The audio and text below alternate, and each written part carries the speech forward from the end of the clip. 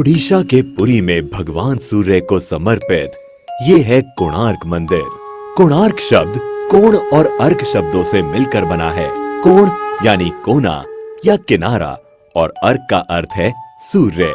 इसका मतलब हुआ सूर्य का किनारा।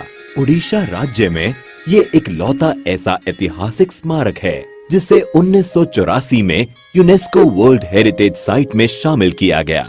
मंदिर के गहरे रंग के लिए इसे काला पगोडा भी कहा जाता है। इतिहासकार मानते हैं कि ये मंदिर 750 से भी ज्यादा साल पुराना है, जिसका निर्माण 1250 ईस्वी में गंग वंश के राजा नरसिंह देव प्रथम द्वारा कराया गया था।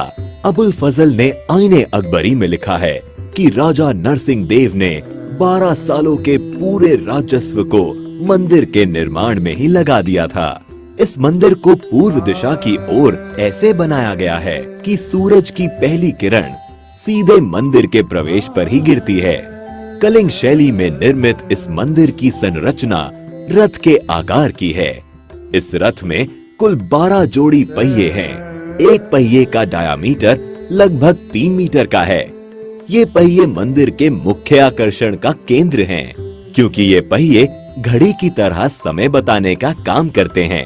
इसलिए इन पहियों को धूप घड़ी भी कहा जाता है। इन पहियों को आप इंडियन करेंसीज पर भी देख सकते हैं। इसके साथ ही इस रथ में 7 घोड़े भी हैं, जिनको सप्ताह के 7 दिनों का प्रतीक माना जाता है। प्रवेश द्वार पर एक और चीज है जो सबका ध्यान आकर्षित करती है, और वो है द्वार के दोनों तरफ बनी ये मूर्तियाँ। इन मूर्तियों में सिंह के नीचे हाथी है और हाथी के नीचे मानव शरीर है। इन मूर्तियों के जरिए मानव जीवन की समस्याओं को अनोखे तरीके से पेश किया गया है। यहाँ सिंह गर्व का प्रतीक है, जबकि हाथी संपत्ति का। यहाँ ये बताने की कोशिश की गई है कि गर्व और संपत्ति मानव का विनाश कर देते हैं। माना जाता है कि मंदिर का निर्माण समुद्र के किनारे किया गया था, लेकिन पिछली 8 शताब्दियों में समुद्र से इसकी दूरी बढ़ती चली गई। कहा जाता है इसके लगभग 2 किलोमीटर उत्तर में चंद्रभागा नाम की नदी भी बहा करती थी, जो अब विलुप्त हो गई है।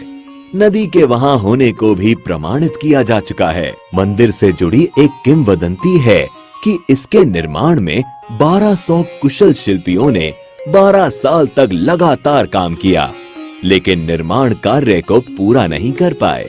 मुख्य आर्किटेक्ट बिसु मोहराना के बेटे धर्मपदा ने मंदिर के निर्माण को पूरा किया, लेकिन मंदिर के पूरा होने पर उसने चंद्रभागा नदी में कूदकर जान दे दी। कोणार्क मंदिर के बारे में एक रोचक तथ्य है कि मंदिर के पत्थरों को आपस में जोड़ने के लिए लोहे की चादरों और चुंबकों का इस्तेमाल किया गया था। साथ ही मुख्य मंदिर की चोटी में 52 टन चुंबकीय लोहे को भी लगाया गया था। इन विविध चुंबकों के अनोखे समायोजन के कारण से ही मंदिर में भगवान सूर्य की मूर्ति हवा में झूलती थी। बताया जाता है कि पुर्तगाली नाविकों ने इस चुंबक को मंदिर से निकाल लिया, क्योंकि इस चुंबक के कारण नौका चालन में कठिनाई होती थी।